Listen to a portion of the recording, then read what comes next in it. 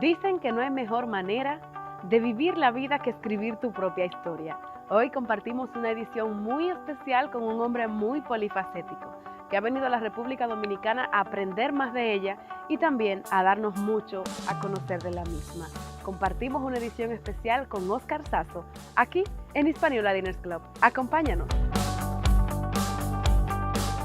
Qué placer poder compartir con un hombre muy polifacético, un hombre que tiene mucho que aportar y que hoy está compartiendo con nosotros. Bienvenido a edición especial, Óscar Sazo. Qué placer. Gracias, Isabel. Qué bueno que tenerlo por aquí. Cuéntame un poquito, ¿de dónde viene Óscar Sazo? Pues yo vengo desde España. No debería utilizar el presente, vine porque fue hace mucho tiempo, pero nací en Madrid, España, y estoy por aquí desde hace mucho tiempo. La primera vez vine en el año 89, estuve un par de años entrenando al equipo nacional de karate y haciendo algunos trabajos, y después regresé a Europa. Y luego ya en el 93, pues ya me quedé definitivamente aquí, viniendo la segunda vez, y nada, y hasta ahora. Óscar Sazo, historiador, escritor, maestro y karateca. De todas estas pasiones, ¿cuál es su más grande pasión? Joder, es que no sabría decirte, de verdad que tengo la suerte de hacer actividades que me gustan, que me apasionan. Te mentiría si no te dijera que estoy un poco cansado, es decir, que es que el estar dando clases hoy en la mañana de historia y luego en la tarde las clases de karate y dar clases de defensa personal y hacer excursiones de aventura y ir los sábados a Santo Domingo a estudiar un doctorado en historia, escribir de noche, pues la verdad es que es un poco frenético, pero no lo llevo bien, porque me gusta. O sea, si fuera obligado, si fuera forzado, aunque forzado es pues, por cuestiones de tiempo. Sin embargo, como me apasiona la historia, me gusta dar clases, me gustan las artes marciales, me gustan las actividades de aventura y me gusta escribir y leer, pues resulta que al final hago lo que quiero y lo que me gusta y bueno, pues lo llevo bien. Sí, lo lleva bien. Vamos a ver por dónde comenzamos, porque tenemos muchas cosas que abarcar, Óscar. Dentro de esas tres pasiones, ojalá y no se me quede alguna, ¿cuándo inicia Óscar Sazo karate? Bueno, pues hace muchos años. Cinturón negro, ¿verdad? Sí, cinturón negro, quinto dan. Tengo que examinarme para el sexto ahora, pero me da un poco de pereza prepararlo. Pero bueno, sí. Quinto dan es una especialidad después de... Sí, después de cinturón negro pues hay diferentes grados. Sí. También tengo el quinto dan Kaizen-Do, defensa personal integral. Pero bueno, es que claro, llevo toda la vida. Llevo desde el año 75 y no he parado. Entonces, bueno, pues son muchos años practicando y enseñando karate y artes marciales aplicadas a la defensa personal y a la seguridad. ¿Y dónde estudió Óscar Sazo? Bueno, en Madrid. Si te refieres a artes marciales, sí, en Madrid. En Madrid había un grupo de maestros japoneses que llegaron y se establecieron en Madrid y luego diferentes generaciones. Y yo pues tuve la suerte de caer en Mabuni y luego, bueno, pues romper un poco el molde en cuanto a lo que es un gimnasio de barrio, una escuela de barrio, y saltar al plano nacional y luego al plano internacional. Y bueno, luego ya pues con la selección de mi país durante muchos años, representando a España dentro del equipo nacional, pues hacer un montón de competencias a nivel europeo o a nivel mundial y bueno, lo recuerdo como una época de verdad agradable, mucho estrés, muchas tensiones, muchos golpes dados y algunos recibidos también y un buen palmarés. La verdad es que, y sobre todo, aparte del palmarés, porque conseguí algunos campeonatos de Europa, algunas medallas a nivel mundial, pero más que eso tengo el buen sabor, el recuerdo del trabajo arduo, del compañerismo, de las sensaciones de tensión cuando teníamos que salir a pelear con japoneses o con gente grandísima del norte de Europa, con rusos o con... ¿Qué idea? ¿Quiénes eran? Entonces, claro, y siempre pensando que que cualquiera era mejor que uno, entonces del propio quizá miedo, tener que sacar de abajo y enfrentarte y ver que se podía. La verdad es que tengo recuerdos muy chulos de la alta competición, de verdad que eso ha quedado para siempre. ¿Y cuándo decide entonces Óscar Sazo ir a la universidad a estudiar? Bueno, yo toda mi juventud la entregué al karate, es decir, yo vivía todos los títulos habidos y por haber, es decir, desde los grados que yo iba consiguiendo, me hice del Tribunal Nacional de Grados, me hice árbitro, profesor titulado, es decir, todo lo que yo podía conseguir de karate, aparte de la competición, pues yo estaba dedicado a eso. Trabajaba, por supuesto, no podía estar sin trabajar, pero todas mis vacaciones estaban dedicadas a las concentraciones o a los viajes con el equipo nacional. Entonces, cometí el error que yo ahora no se lo recomiendo a los muchachos que van subiendo, de dedicar todo, de centrar todo en lo que es el karate. Yo creo que hay que hacer algo paralelo, y algo paralelo es tu profesión y luego tu hobby o tu pasión, pero me pasó que tuve que estudiar después, es decir, ha sido mucho más tarde cuando me he hecho la licenciatura en letras, en pedagogía, y luego más tarde cuando he hecho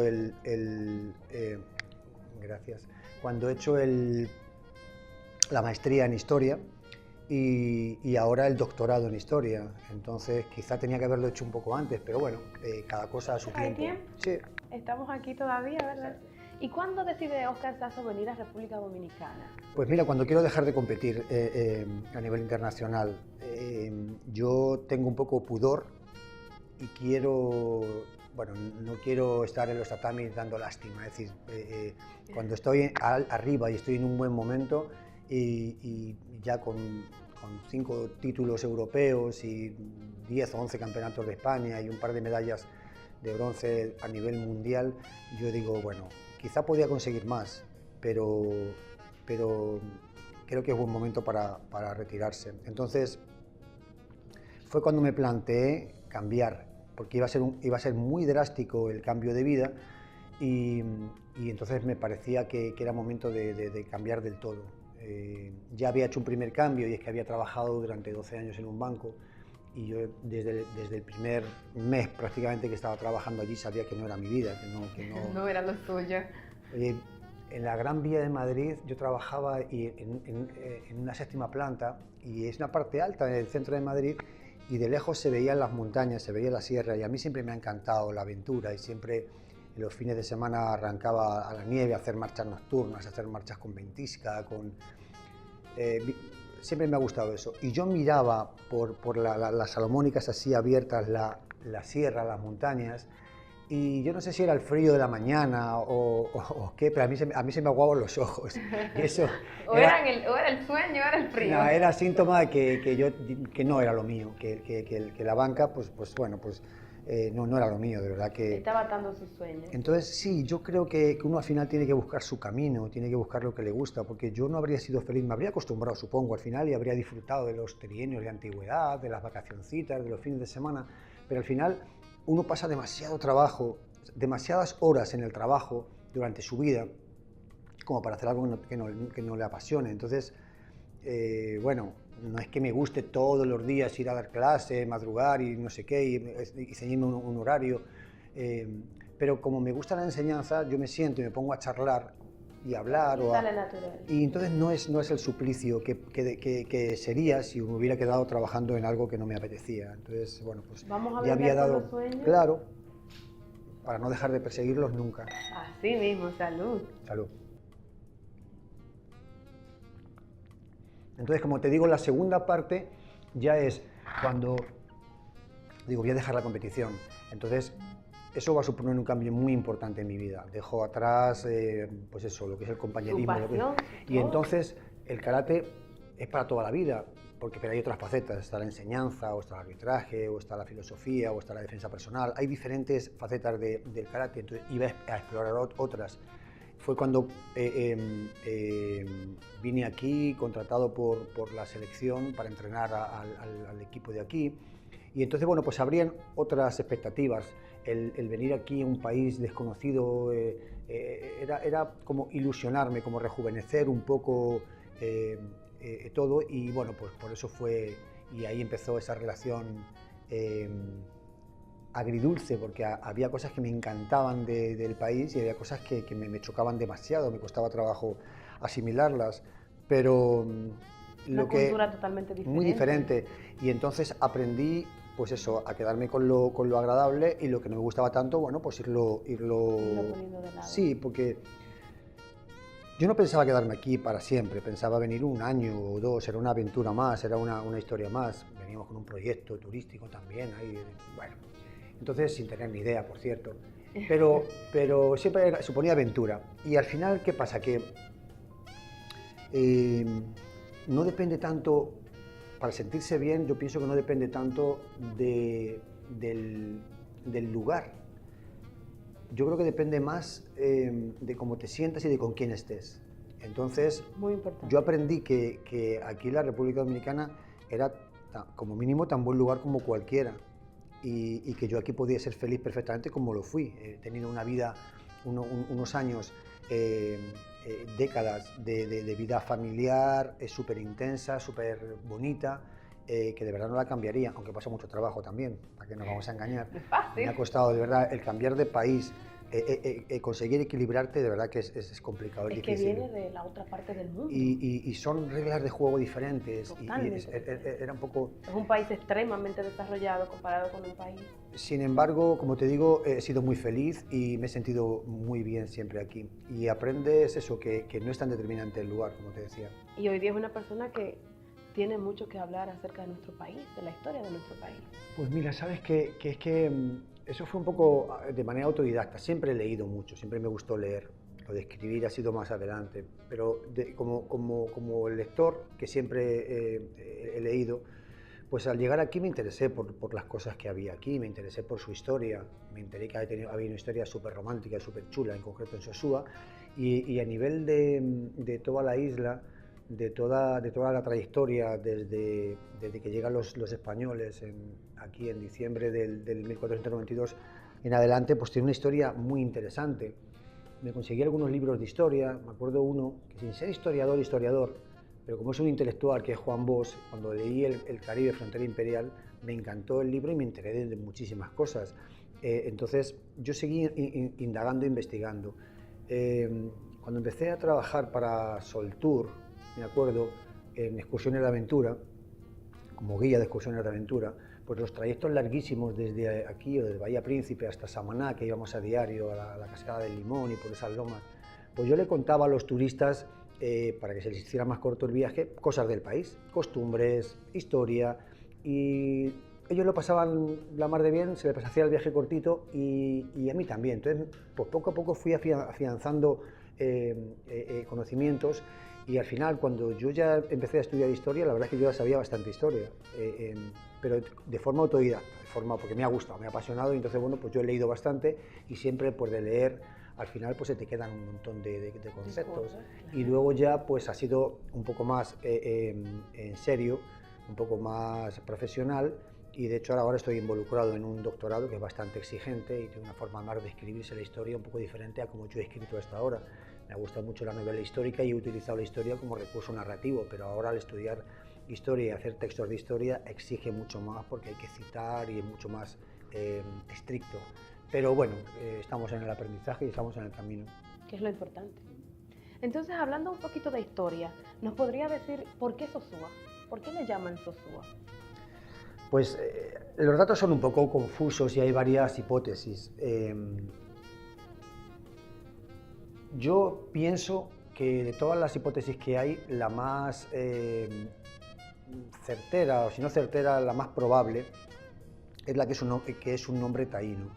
Y que los nombres de los asentamientos casi siempre tienen lugar con los ríos. Cualquier ciudad, o casi todas, nacen en torno a ríos. O sea, tú ves Londres, el Támesis, o ves el Sena en París, o el Manzanares en Madrid, o el Hudson en Nueva York. O sea, siempre están en torno a ríos. Entonces, un asentamiento taíno tendría que ver con el río Sosúa.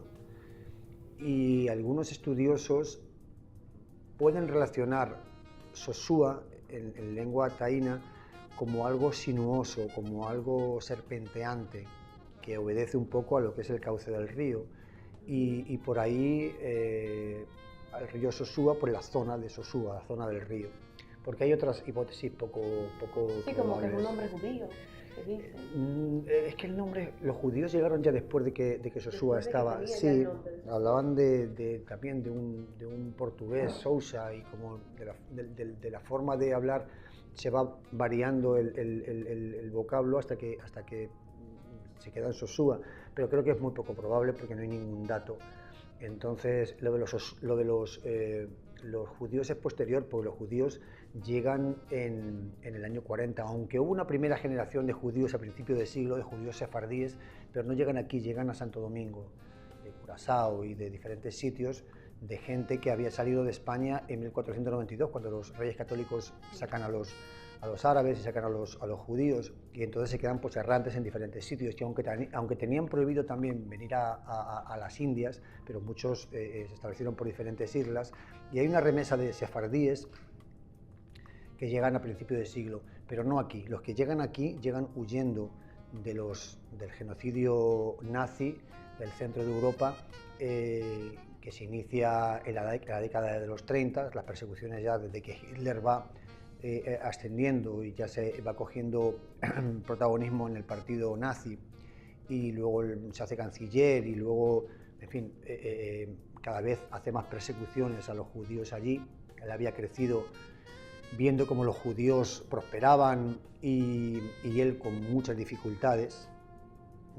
Pero por un lado era combatiente o excombatiente de la Primera Guerra Mundial, perdedor. Ahí la verdad es que Alemania, que no se pensaban para nada que iba a perder la Primera Guerra Mundial, cuando la perdieron en el Tratado de Versalles, se les apretó demasiado, perdieron colonias, perdieron territorios, tuvieron que indemnizar, hacerse responsables. Entonces, cuando los alemanes vuelven a coger fuerza con Hitler, pues Hitler se acuerda de todos esos judíos que medraban, que prosperaban a base de préstamos y con la habilidad que les caracteriza, y él pasando las canutas, es decir, él con muchas dificultades, no encontraba trabajo, tuvo que moverse de Austria a Alemania, en fin, y él lleno de complejos, mal estudiante, no era mal pintor, pero en Bellas Artes, por ejemplo, pues no le aceptaron. Entonces todo eso... No era lo mejor. Entonces, claro, todo eso al final, cuando él tuvo poder, arremetió contra los judíos, cargándoles como si fueran responsables de todas las desgracias de Alemania. Y entonces, bueno, pues ahí fue cuando comenzó primero a apretarles y después ya a comenzar el genocidio, que al final se convirtió en 6 millones, que se dice pronto. Pero hubo algunos que pudieron escapar a tiempo, que tuvieron la visión, la facilidad, las posibilidades, y hubo algunos pues, que pasaron a Italia, otros pasaron a Shanghái, hasta que Shanghái fue ocupado por los japoneses cuando ocuparon ya en su expansión parte de la China, y algunos, pues después de la conferencia de Vian, llegaron aquí a Sosúa por unas coyunturas geopolíticas, vamos a decir, porque Trujillo, que era el presidente, el dictador de entonces, le convenía, por una serie de circunstancias, que si luego te apetece te las explico, congraciarse con los norteamericanos y quedar como el benefactor de la patria nueva. Bueno, tenía que limpiarse porque acababa de hacer una matanza, organizar una matanza en la frontera de 15.000 haitianos, casi todo a cuchillo. Entonces eso tuvo repercusiones a nivel internacional y quedó muy mal parado. Los norteamericanos eran los que tenían colocados a los dictadores en toda Latinoamérica para su conveniencia. Entonces él sabía que los norteamericanos eran los únicos que le podían mantener a él en el poder y tenía que congraciarse de alguna forma con ellos. De inteligencia. Y lo hizo y bueno, no le salió mal, pero eso fue la causa de que llegaran los judíos. Interesante esta entrevista de esta noche. Así brindamos y vamos a nuestra primera pausa. ¿Qué te parece?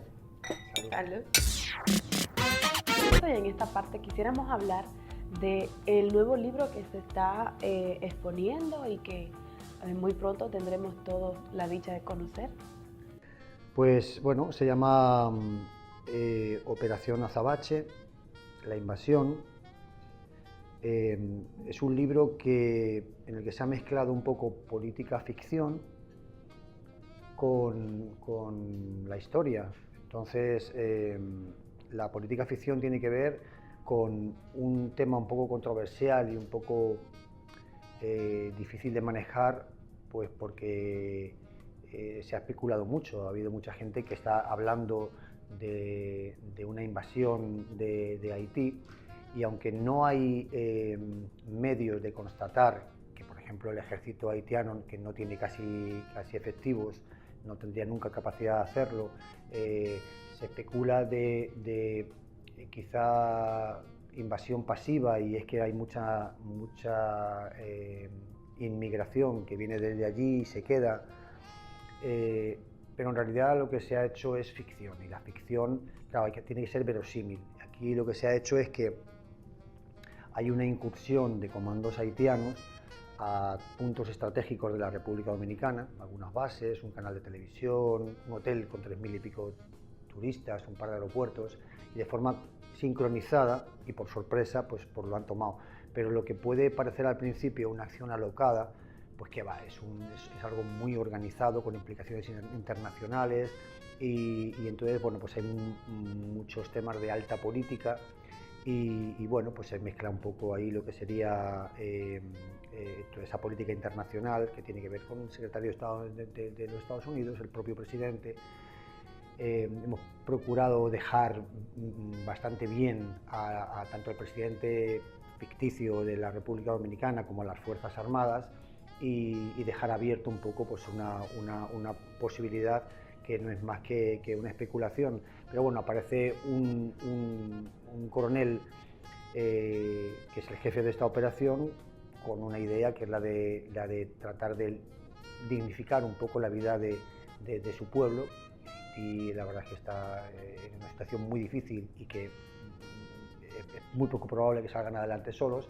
Y entonces, sobre esa base, pues la ficción hace que organice con ciertos sectores de poder una operación que, a medida que el lector va avanzando, pues se va dando cuenta que no es lo que parece, que ahí está muy organizado. Y eso se lleva de forma paralela con Toussaint Louverture, que hizo lo mismo, tratar de liberar a su pueblo de la esclavitud, de una vida miserable que llevaban, en el 1790 y tantos. Entonces, pues se ha llevado un poco paralelo la historia de Toussaint con la historia de política ficción, y es un tema, como te digo, bueno, pues muy calentito y que sí, porque crea más ronchas. Que ciencia ficción, estamos hablando de algo que política estamos ficción viviendo. Sí, porque es algo que se está viviendo, pero es ficción, o sea, no, ni se hace apología. Hasta el momento. Sí, hombre, porque no es ni siquiera un ensayo en el que haya una intención del autor, la verdad es que es ficción. Se han cogido elementos de los que se habla siempre en la calle, pues para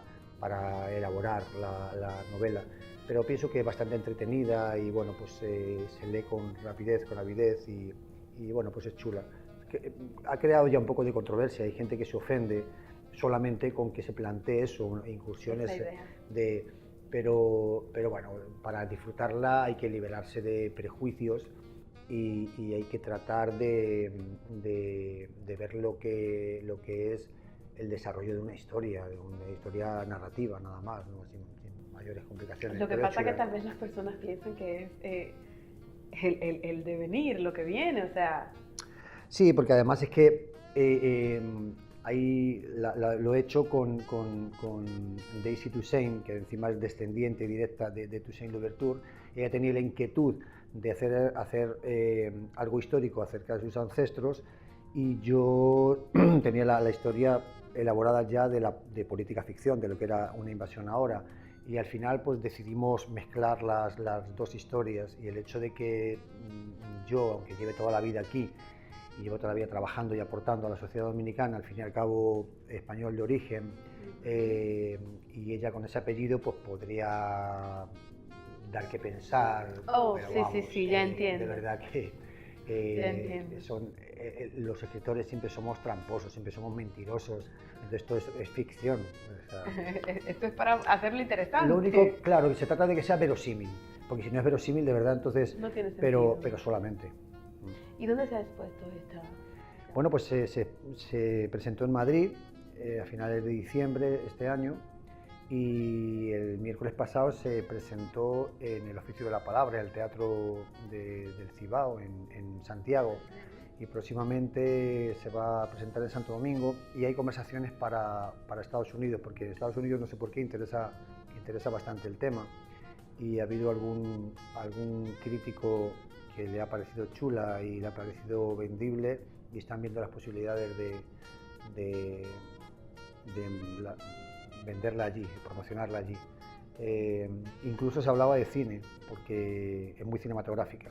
Aparte que, en mi caso, yo siempre escribo pensando en imágenes, y entonces luego es muy fácil pasar esas imágenes, o sería muy fácil pasar esas imágenes a la pantalla, pero bueno, ese es el cuento de la lechera, es decir, no, por ahora un escritor se conforma con poner fin a la historia, y luego pues que se empieza a leer. Si gusta, pues ya viene un productor y lo lleva a la pantalla. Pero eso sí que es fantasía. Pero este libro es muy diferente. Este libro es grave, igual que Buenaventura, que es la historia de un guerrillero español, y que atraviesa pues, a los acontecimientos más importantes del siglo XX, tanto en Europa como aquí en la República Dominicana, en los años 60 y 70, desde Juan Bosch en el 63 hasta los 12 años de Balaguer, entonces pasando por la Revolución del 65. Entonces esos son libros un poco más graves, y tiene una diferencia importante con La aventura de Diego y Rocco.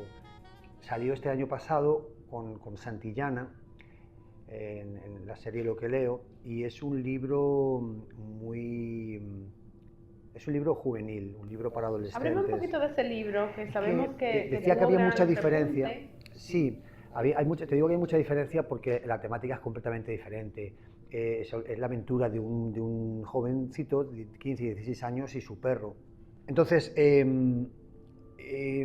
un accidente de aviación, y bueno, pues todos los conocimientos que ha adquirido con su papá de toda la vida en supervivencia, pues no tiene más remedio que aplicarlos.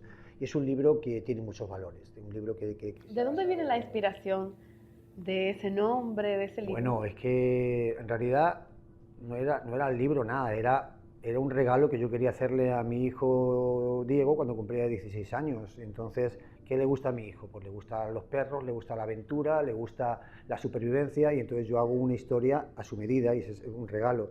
Lo que pasa es que circunstancias de la vida... el libro ha tenido... Sí, pero fue de manera inesperada, porque me enteré que Santillana tenía esa línea, entonces yo mandé el manuscrito, y me contestaron muy rápido que les interesaba, pero con la condición de que tenía que ser el doble de hojas, el doble de tamaño, sin perder la esencia.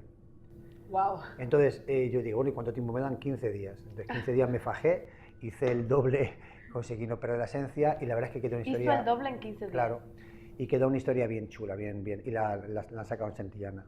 Qué bueno. Entonces es un libro que se empezará a impartir en... Ya está en algunas escuelas, ya está este año empezando a salir. Y qué interesante.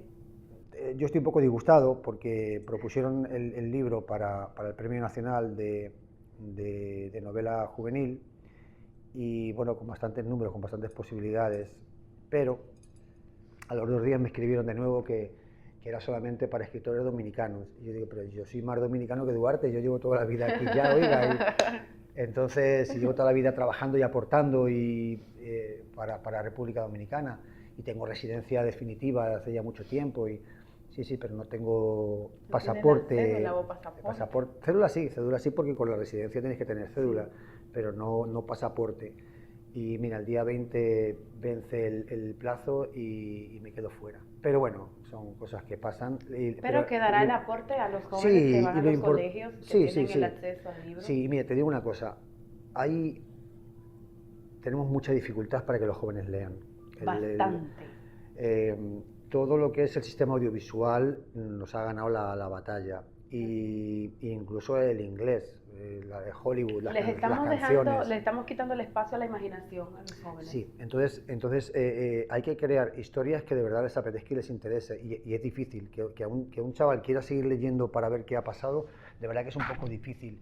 Y mira, yo aquí, la verdad es que las experiencias que he tenido, los chicos les apetece seguir leyendo y quieren saber qué pasa y cómo el chaval soluciona su problema y en mitad de la noche, en mitad de la montaña, en Haití, no sé qué. Pues es un poco interesante para los chicos y entonces, bueno, pues para mí eso de verdad que me produce bastante satisfacción. Vamos a hablar un poquito de esa parte ya más íntima de Óscar Sazo. ¿Qué significa la familia para Óscar? Joder, pues es que la familia para mí es un pilar muy, muy importante. Y como te dije antes, los mejores años de mi vida, incluso de mis años de infancia, son los años de la infancia de mis hijos, la vida familiar aquí. ¿Cuántos hijos tienes? 4 hijos. Entonces, aquí, no sé, mis hijos conocen todas las lomas de por aquí, han hecho todas las actividades posibles. La verdad es que han tenido una infancia chula y yo he tenido... Aquí en República Dominicana. Aquí en República Dominicana, en Sosúa. ¿Desde el más grande hasta el más pequeño? Desde el más grande al más pequeño. ¿Pero han nacido aquí o nacieron en España? Los dos mayores vinieron muy pequeñitos, recién nacidos. Uno recién nacido y otro tenía 2 añitos. Y 2 han nacido aquí, pero todos se han criado aquí. Entonces, sí. La verdad es que hemos sido muy felices. La vida familiar, del núcleo familiar, con la pareja y los hijos y los perros, que nunca han faltado, ha sido muy Óscar chula. Sazo es un amante a los perros también. Sí, siempre los perros han formado parte de mi vida. Cuando yo era pequeño no me dejaban tener perros en mi casa y luego después no he parado. Y de verdad que sí que ha sido una parte de mi vida muy, muy chula. Ahora hay otra fase diferente, ya los muchachos mayores y ya la familia pues tiene otra connotación. ¿Qué edad tiene el más pequeño? 18. Ya tiene 18. ¿Ya no tiene bebé? No tengo bebé. Sus perros ya también están grandes, ¿verdad? Sí, ahora tengo un perro de aguas, que por cierto está allá afuera esperándome. Aquí siempre lo paso.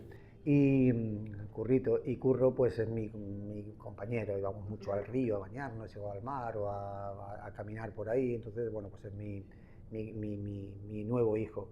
Pero sí, la vida familiar, les digo que ahora desde otra dimensión, ya la estructura familiar como tal, pues es parte del pasado y eso, pero es un tesoro que yo tengo guardado ahí para siempre y la verdad es que me lo llevo como una parte importantísima y agradabilísima de mi vida. ¿Y hasta dónde quisiera llegar? ¿En qué sentido? Como persona, lo que se ha propuesto.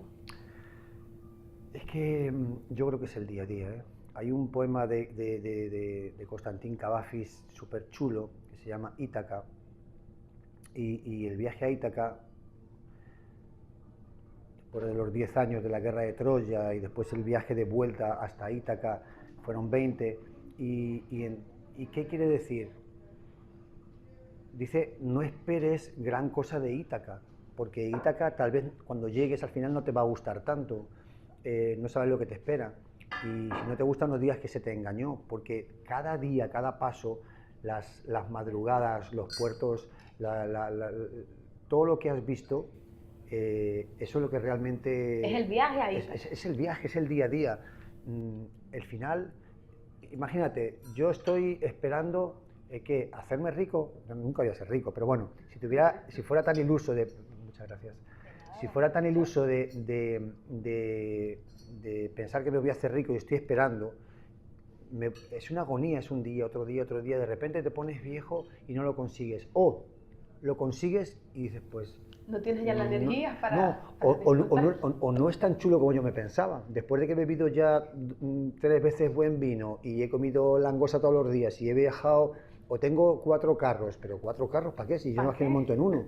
Al final me voy a dar cuenta Digo, a lo mejor no tengo la experiencia y me gustaría también comprobarlo, pero a lo mejor no es tan chulo como yo pensaba. Las mujeres que quieren tener un novio, que quieren casarse, bueno, luego quieren tener hijos, luego quieren que los hijos sean grandes, luego quieren que se abran pero se te pasa la vida queriendo cosas. No. Entonces mi política es el viaje a Ítaca, es el día a día. Entonces, ahora mismo, si estamos charlando aquí, estamos bebiéndonos un trago y ahora esta comida que las cámaras no pueden detectar el olor. Cuando inventen la cámara con olor va a ser, pues huele que alimenta. Lo último, ¿no? Entonces yo esto tengo el derecho, no la obligación de disfrutarlo ahora mismo, porque yo mañana no sé qué va a pasar. Hay veces que vienen tiempos malos y vienen cosas serias que tienes que afrontarlas. Entonces ahí tienes que invertir toda la energía que tengas pues para afrontarlo. Pero los buenos momentos diarios, y a veces son cosas pequeñas, de verdad que para sentirte bien no suelen ser cosas grandes. Bueno, ya te digo, si me toca la lotería, que no juego, pues a lo mejor me siento pues bien. No le va a tocar, ¿eh? Bueno, pues, no, pero es que ya me ha tocado la lotería, es decir, me toca la lotería por ratos como este, por paseos, por libros agradables, por películas, por conversaciones, es decir, en las relaciones con la gente que quiero. Entonces, yo pienso que al final, día a día, es lo importante, es lo que te va a dar si no la felicidad, porque es un concepto muy etéreo, es lo que va a hacer que que yo me sienta bien, por lo menos. Yo no sé, la mayoría de la gente creo que le pasa también, pero si sabes disfrutar de cada cosita y sobre todo, ¿sabes qué? Valorar, en la valoración está el sentirte bien. Entonces yo tengo eso como una religión casi, como una doctrina. Yo tengo que saborear, voy a tratar de saborear cada cosa chula que me pase. Y las que me pasen malas, pues las capearé y las capeo, de hecho, pues como Dios me va a entender, como pueda. Y nada más, es lo que hay. Una última pregunta para que luego disfrutemos de estos platos. ¿Usted cree en Dios? Pues mira, yo tengo unos códigos éticos y unos códigos morales bastante arraigados y bastante fuertes. Acuérdate que yo trabajo aparte de que he criado y educado a mis hijos, trabajo con jóvenes. Y yo a los jóvenes tengo la obligación de inculcarles valores. Tienen que saber lo que es la moral, lo que es la ética. Tienen que saber diferenciar la traición de la lealtad. Y tienen que saber lo que es el respeto a los mayores, el respeto a lo ajeno. Y tienen que saber lo que es la hospitalidad y la solidaridad. Y yo eso tengo que inculcárselo a los chicos. Y eso no está reñido con casi ninguna religión. Pero acuérdate que yo soy más académico, más de ciencia. Entonces yo soy un poco escéptico de lo que no es demostrable. Soy muy respetuoso con las creencias en general, pero soy un poco escéptico, me cuesta un poco agnóstico. La verdad es que me cuesta trabajo creer en procesos sobrenaturales y sobre todo son cosas que uno no puede controlar y a mí me gusta tener el control de las cosas que hago. ¿Usted cree en la ciencia? No, la ciencia es que tengo que creer porque es lo palpable. De verdad que es palpable y que es lo demostrable. El positivismo, que era solamente escribir las cosas que se podían demostrar, y ya desde el Renacimiento, desde la Ilustración, todo el oscurantismo de la Edad Media, de la superstición, una mala cosecha, Dios, una buena cosecha, Dios, una epidemia, Dios, o sea, todo tenía que ver con deidades. Luego ya en el Renacimiento ya es el humanismo, todo gira en torno al hombre, y luego la Ilustración, todo en torno a la razón. Si llueve no es porque los angelitos estén llorando, es porque hay unas nubes que se han condensado por el agua que evapora, bla, bla, bla, y hay una razón. Entonces yo soy más de eso, sin embargo soy bastante respetuoso con todas las creencias. Vamos a brindar y a disfrutar de estos platos cortesía de Español Diners Club. Gracias a usted por tantas palabras edificantes en esta noche. Gracias y buen provecho. Gracias, buen provecho.